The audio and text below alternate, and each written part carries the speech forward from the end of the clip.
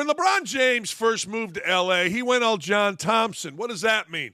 That means LeBron James sprayed his own racial epitaph on his house and claimed racism to garner favor, to garner sympathy. John Thompson, the famous Georgetown coach, did that after about year 2 or 3 when he was getting his brains beat out at Georgetown. A couple other coaches have tried that, including John Thompson's son Ronnie at Ball State, but people have since seen through it. Well, let's go to LeBron James. It never stops with this man. The purse carrying, I'm upset, 40,000 point scoring, possible GOAT is at it again. LeBron James, well, he's making a claim that nobody wanted him to succeed. Everybody wanted him to fail from the start of his career. That's crap. I mean, it's total crap. I was in Ohio when LeBron James was a high school student, and everybody loved him. Everybody worshiped him. The dude drove a Hummer to high school courtesy of Nike or somebody. The OHSAA suspended him. There was an uproar. You can't do this. This guy is fantastic. Next thing you know, they overturned it. He's playing in the state tournament and gets beat by Roger Bacon. That's a true story.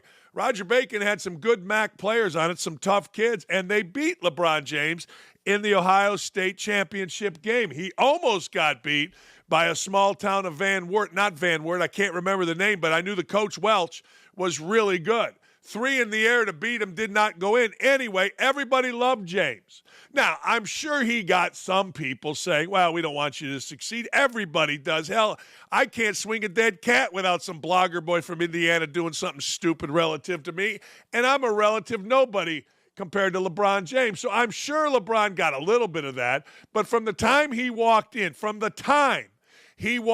the NBA, from the time he was a freshman or sophomore in high school in the great state of Ohio, people adored him, people loved him, people worshiped him, people rooted for him. And I will say this, LeBron James was always a great dude. No joke. Go to his high school. The janitors loved him. The teachers loved him. I asked everybody at that high school on a trip that I made there to recruit some of his teammates. Everybody loved LeBron James. That's not the norm. Sometimes the basketball guy is a pain in the ass. All you got to do is go to a high school game, and you'll see some of it. You'll see both sides of it. But the idea that LeBron James is some kind of victim and nobody wanted him to succeed is like LeBron James saying, I'm not supposed to be here. The dude was born 6'8", 210. If anybody was supposed to be there, it was LeBron James. I know what he's saying, poverty and all that, but that he overcame. But in terms of bodies, genetic lottery, LeBron James is exactly where he's supposed to be. And I do not downplay LeBron James even a little bit, the hard work that he has put in, because he has worked like a crazy person. He has been driven. And you can make the argument, if you'd like, he's the GOAT. My Knicks told me yesterday that LeBron James, or maybe it was Jonathan, my producer on our 1430 show, told me that LeBron James has scored more points than Magic Johnson and Larry Bird combined. Hey, man, I can get down with that. So if you want to make him the GOAT, fine. But the idea that LeBron James somehow, some way, wasn't supposed to be here and people were hating on him is complete crap. Let's hear from James. In reality, what would you tell 18-year-old LeBron about the journey to becoming an Olympic gold medalist, a 4-time champion, and now scoring 40,000 points? I wouldn't tell him anything, honestly, because 18-year-old LeBron had a great head on his shoulders. He just did. He was put in a position where I wouldn't wish too many 18-year-old kids to be put into. But he just had his head in the best possible position. He was raised the right way by his mother. He was raised the right way by his little league coaches. He was held accountable by his friends. He met a young lady at school that held him down well, and then he just told himself, if you want to make a real name for yourself and your last name and your family and your friends and your city, the only way it's going to happen if you just stay focused and maintain focus and put in the work. besides my family and my friends in my city, and then some people in my city as well, because we even know some of them people. To be quite honest with you, everybody wanted to see me fail when I got to the league. Everybody was just like, it's no way he's going to be able to exceed, the expectations that's put upon him. Well, he's right. Like, he is 1,000% right. 1,000% right. 18-year-old LeBron James had a great head on his shoulders. I will fight people on that. I have a lot of respect for what LeBron James has done, and he's right. His friends were great. Romeo Travis, Drew Joyce Jr., Drew Joyce Sr., his manager, great. Maverick Carter, I coached against. He's LeBron's guy.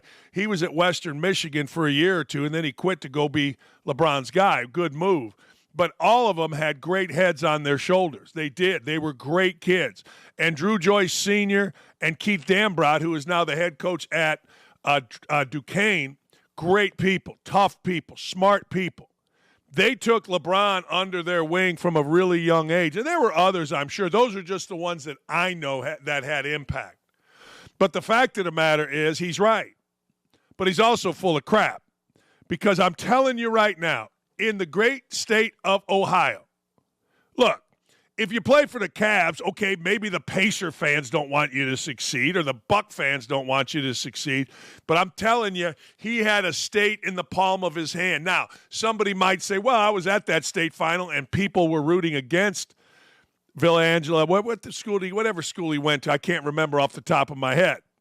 The Akron St. Vincent St. Mary, excuse me. Well, they were rooting. Well, of course. You ever go to a high school game or a college game and the team that's not supposed to win is winning? What happens? The crowd, the neutral crowd, roots against the team that was supposed to win, roots for the underdog. It's what we do. But you know what? I don't blame LeBron James for going this route. You got to go some route. But the fact of the matter is the entire state was rooting for him. He was iconic. Damon Bailey is the only thing that I can compare it to in the great state of Indiana. When Damon Bailey was in a book called Season on the Brink as an 8th grader, and Bob Knight said he could start for Indiana University right now. I mean, that was a BS line by a guy that lost his mind occasionally. But the truth of the matter is Damon Bailey became the all-time leading scorer in the history of the state of Indiana. High school basketball, great player at Indiana University. He met and exceeded expectations, and LeBron has met and exceeded expectations exponentially, but it doesn't mean that people were rooting against him. It doesn't mean that people say, well, we hope he doesn't make it. Sure, some did, but the vast majority of people are like, this dude's going to be something. And he was, and he is. You want to make the case that he's a GOAT, God bless you. I go Jordan and Kareem Abdul-Jabbar, but I'm not going to lie. He's the guy that I'm sitting there going, man, you get another ring. It's impossible to keep him out of that conversation. Now, I will tell you this. Our friend Enes Kanter Freedom, he ain't happy about James because James is the front man for politics in the NBA. And NBA politics, all roads lead to China, where there is genocide. And Enes Kanter Freedom has seen it firsthand. He's been on our show numerous times discussing this, and Enes Kanter Freedom, well, he ain't having it. He put out on social media integrity greater than 40,000 points. A lot of child slave sweatshop supporters in these comments. Popcorn. But please, do talk about social justice at your convenience. Well, Enes Kanter Freedom is right. You know, if you're going to be a political guy in this particular world, whatever your politics are going to be questioned. So if you want to say, well, you know what, George Floyd's fentanyl-ridden robbing ass is a hero deserving of a gold casket, it would be nice if somebody said, you know, Laken Riley, the young lady killed by an illegal immigrant, maybe got a little bit of attention from our most visible politicos, James, Kamala Harris, Joe Biden. You know what I'm saying. Well, you hear nothing. You hear crickets. When it comes to the NBA and all in the NBA, they are scared to death. It's almost like a memo went out saying, look, be as political as you want. Black Lives Matters, yo. Inspire change or whatever bullshit things that they put out on the court. But don't talk about China. Don't talk about China or else we have to step in. Daryl Morey, remember that? Got fired from the Houston Rockets. At least he got another job. LeBron James should be bigger than the NBA. He wants to be bigger than the NBA. He wants to own a team in Las Vegas. He wants to run the NBA as a player, be involved in deals. Not only his deals, but other players' deals through his management team. Good for him. He should be bigger in terms of criticism. He should be bigger than the NBA's edict on don't criticize China. I'll tell you this, LeBron James, if it's even possible, would explode in this country exponentially, even more than he has. He would become likable if he criticized China. Gave an impassioned plea for the NBA to get out of there. Gave an impassioned plea to stop genocide. I know it's stupid to think that this guy, this 9th grade, 10th grade, 11th grade, 12th grade educated guy could have that much suck, but he does. He does. And it would be fascinating. It would be an unbelievable legacy if he could get his head out of the ass of China and Nike and actually stand up for something legit. Remember, he tried to stand up for racism by spray painting racist epithets on his own house. And of course, well, the camera watching the house went blank, didn't have any video. We know that was a crock. We know everything basically that he says is a crock. I'm a book reader. He takes pictures of him reading, forgets to open it to the middle of the book. We know it's a crock. What's not a crock is his influence. What's not a crock is what he's doing in basketball. And what wouldn't be a crock if somehow, some way, this 6'8", 250-pound man had big enough balls to take on something really important like what's going on in China and the money from China to the NBA. That would build a hell of a legacy for a guy who's already got a pretty damn good one. All right, here's a shocker. Close your eyes and think for just a second. Black guys mad at white guys for scoring points in basketball. And no, this time I'm not talking about the big stupid, Kendrick Perkins. I'm talking about a complete clown named Gilbert Arenas. You remember Gilbert Arenas, scored a lot of points, brought a gun into his locker room, couldn't have acted like a bigger idiot. So now Gilbert Arenas has a podcast, and his podcast has some influence. But you think Gilbert Arenas is smart enough to do the show that I'm doing every day where you talk about all kind of things adroitly, succinctly? Of course not. He's a clown. He's an idiot. He's a fraud. So what does he point to? You know what he points to, race. It's what all these morons have. You know, you turn on any of these clowns, on Stephen A. Smith, J.A. Adonde, any of these goofs, they don't have any substance. How can they? They never played a sport. They never coached a sport. But I'll tell you this, baby, race sells. S-E-L-L-Z. It sells. What am I talking about? Well, Gilbert Arenas gives the old dog whistle. He does. I know what they can do to stop scoring in the NBA. Get rid of all the Europeans. You go to college and learn defense. What college do Europeans go to? They don't go to college whatsoever. They have no athleticism. They have no speed, no jumping ability. They are a liability on defense. Oh, yeah, I mean, look, for an idiot racist, white men can't jump. Man, I don't know, but Gilbert Arenas, the picture you saw right there, Giannis, I think he can jump. Dennis Schroeder can jump. I tell you this, Manu Ginobili was faster than anybody, so was Tony Parker. Those dudes were fast. Those dudes can get up and down the court. Now, every brother in and around the NBA is mad because Jokic is the best player in the league. You're all crabby about it. Well, and then Jokic went ahead and won the NBA title. So you can't say, well, you can't win with the Euros. It's getting to the point, and it ain't going to stop, that you can only win with the Euros. True story. I turned on an NBA game the other day, and this is true. For a second, I did it with a college game, too. I didn't know if it was a girls' game or a boys' game. I looked, hair was down to here. Americans are so worried about our style. They don't really care about substance other than, oh, he crossed him over. Oh. And what college are these guys really going to? What? They're going to college for 1 year? Hell, Anthony Edwards is a star in the NBA. I mean, everybody tells me he's the next Jordan. That dumbass didn't get on the court yesterday in time to check into the game. That's how stupid this 1 year in college guy is. So what are they actually learning in college? They're learning how to get paid, yo. They're learning how to learn about themselves, have sex with white girls, and away you go. Don't tell me I'm wrong. I know what's real. Of course I'm right. And every guy that just saw this, that goes to college and is black, is like, well, Dakich is right. I mean, you ain't wrong, you know. I mean, we had an assistant coach at Indiana named Joby Wright. He called the white girls snow. Oh, got to get some snow. Really? Okay, Job. Good for you, man. Anyway, the bottom line is simply this. The deal of Gilbert Arenas, he's got nothing else. What's he going to do? Seriously. He's not going to be taken seriously breaking down something. I mean, this is an idiot that brought a gun into the locker room.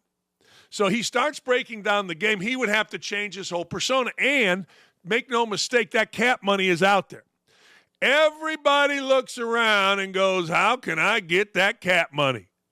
Cap got paid, yo, from Nike.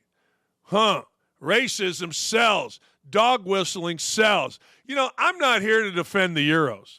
The Euros are more disciplined. They're smarter. They're more in tune with their community. All you got to do is look at Giannis.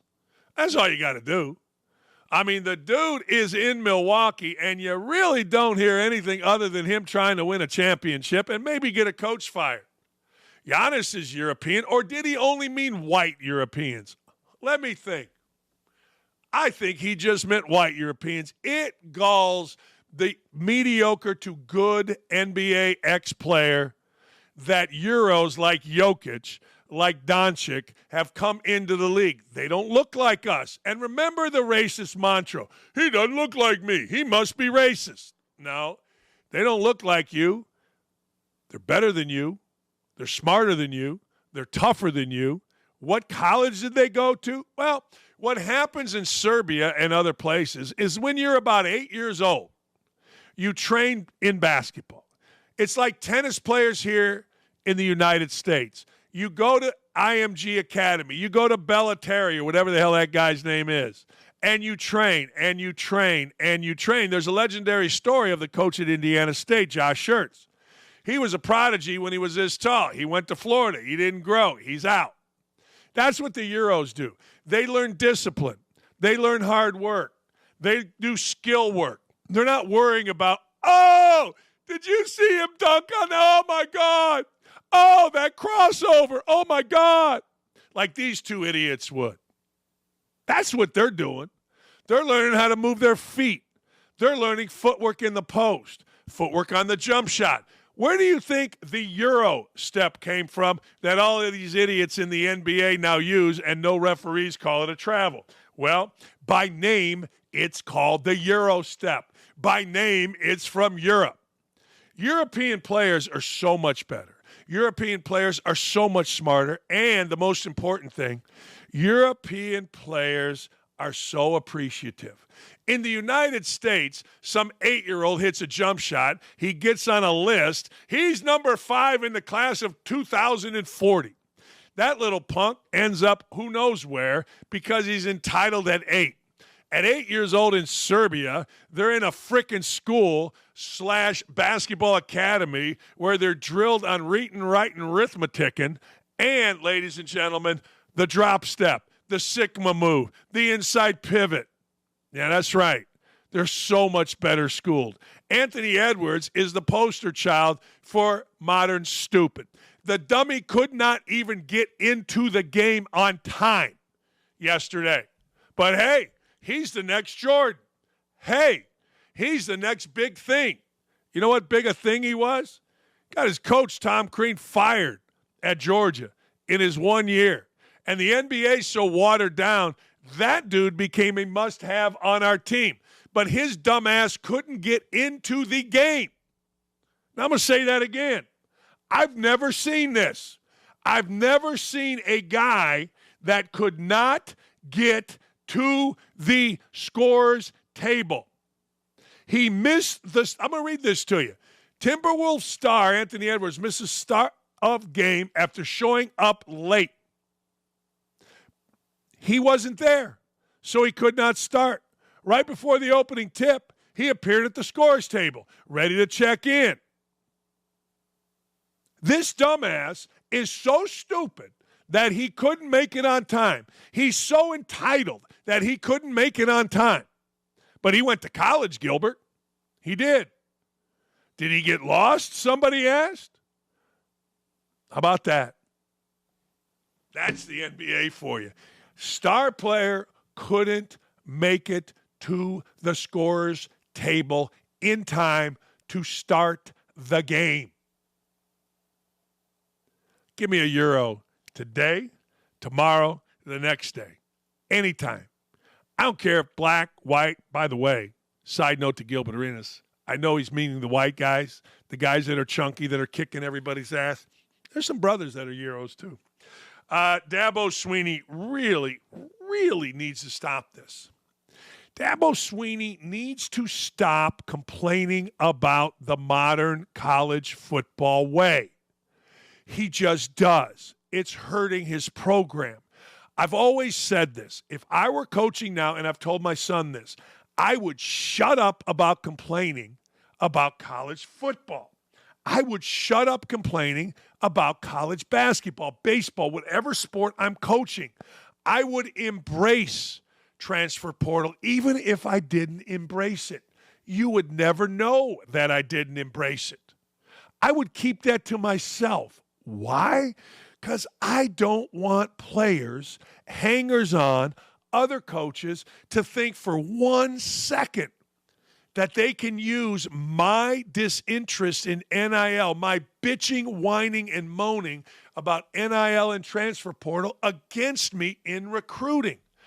If I don't like it, I would make what I don't like private to people that can affect change. Slapdick Johnny on X or Writer Boy Pizza Stained with the Clemson Sentinel-Times or whatever paper, or Danny Wolken, who is probably getting a squeezer from Greg Doyle as we speak, don't care if they know.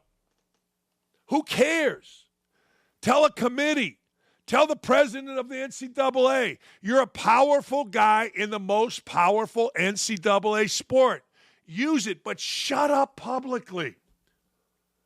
My God. Can't you see this? Here's what Dabo Swinney says. There are serious problems with the current state of the sport. Great. But telling Slapdick Johnny ain't getting it done. Don't do that. Saying the sport has lost its way over the past couple of years. Why? Say this publicly. Via Clemson Insider, the best thing for coaches in the kind of world we are in right now is for them to be employees. Okay. The worst thing is for them to be employees. He's talking about players. That is not a world we want for 18-year-olds. I think we lost our way. I'm all for enhancing the scholarship however you want. But I also understand the reality that 98% of these kids are not going to play in the NFL. We need to educate our young people in this society. Nobody talks about the value of education anymore. Great. Yay, rah. How about you do this? You look over there down the hall, and there's a whole list of big gals, all different sizes, all different races, ready to be academically oriented for your players. It's in every single big-time athletic department.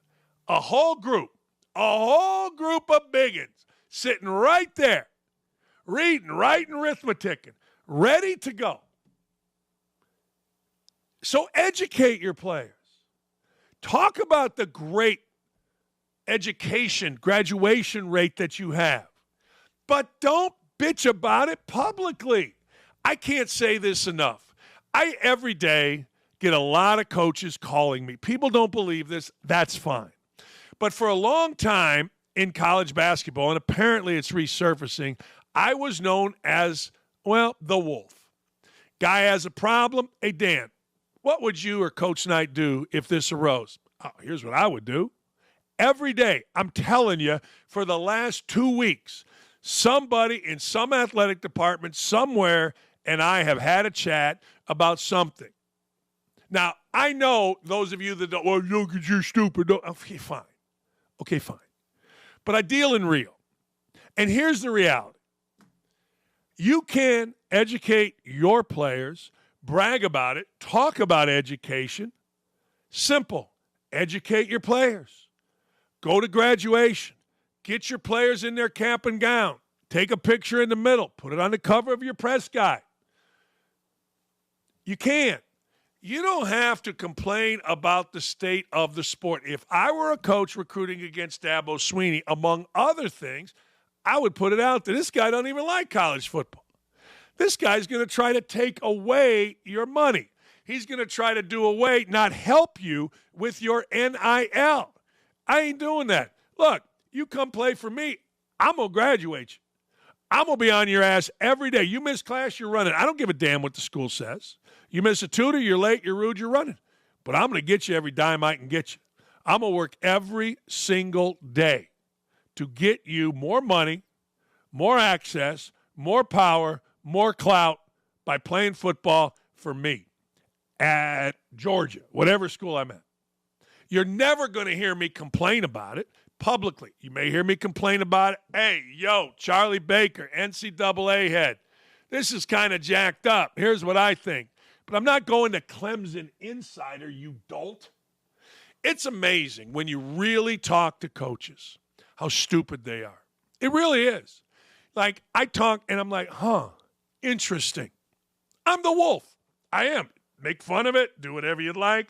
There is no reason whatsoever for a current college coach in the competitive environment of recruiting, of playing, of competing in every area. Make no mistake, coaches are competing NIL, graduation rates, on the field, obviously. Oh, man, are they competing in the arms race? Name an area. I'm competing, if I'm Dabo Swinney, against Alabama, against Georgia, against Ohio State, against Michigan, Florida State. And don't give others an advantage over you by being somebody that's constantly bitching, whining, and moaning. Look, here's the difference. And you can think I'm crazy with this. Clemson about this big. Ohio State about this big. Kids grow up with a football in their crib in the great state of Ohio. That's how big football is in Ohio. Clemson, it can all go away quick. And Dabo Swinney has understood that. Why? How do I know he's understood? Well, when you think about facilities and arms race, who do you think of? If you've paid attention, you think of Clemson. Water slides, putting greens, you name it, they got it. Why? Because Clemson's in a town this big, and the state ain't named Clemson. It's named South Carolina. Now, Clemson got a nice history going back to when Danny Ford was winning national championships in 80 or 81, whatever year it was. Fine. IPTAY, I pay $10 a year. IPTAY is their fundraising group. They were ahead of fundraising, a.k.a. cheating, way before anybody else was. But it can all go away. You ain't Ohio State in Ohio, bro.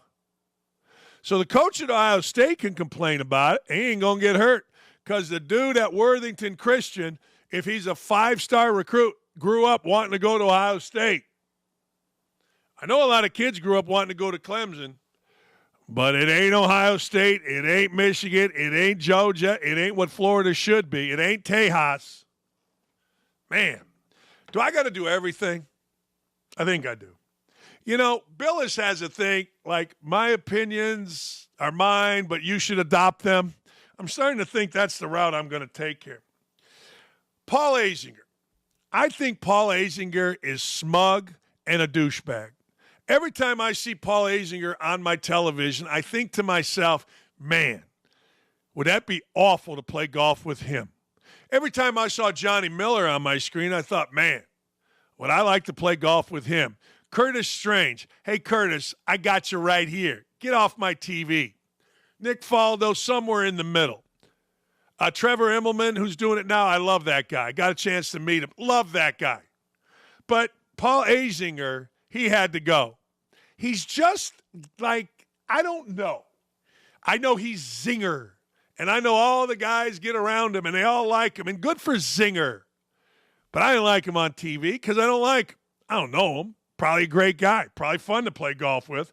But I don't like him.